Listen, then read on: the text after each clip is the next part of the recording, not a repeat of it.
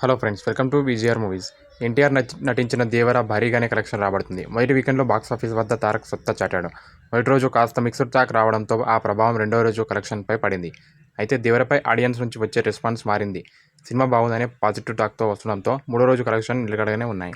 దీంతో మొదటి వీకెండ్లో భారీ కలెక్షన్లు సంపాదించింది దేవర మూవీ.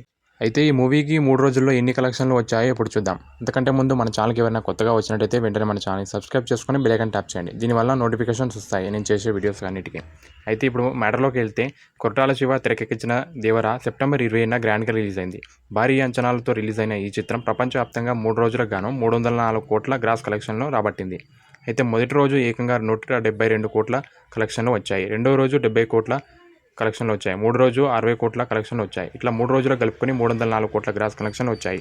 అయితే ఈ మూవీ బ్రేక్ ఈవెన్ కంప్లీట్ చేసుకోవాలంటే 400 కోట్ల గ్రాస్ కలెక్షన్లు, అలాగే 182 కోట్ల షేర్ను రాబట్టాల్సి ఉంది. ఇంకో 4-5 రోజుల్లో ఈ మూవీ బ్రేక్ ఈవెన్ కంప్లీట్ చేసుకుని లాభాల వైపుగా దూసుకుపోతుంది. ఈ మూవీలో కొరటాల శివ స్టోరీ వర్కౌట్ అయింది. అలాగే man of masses junior NTR నటన చాలా అద్భుతంగా ఉంది.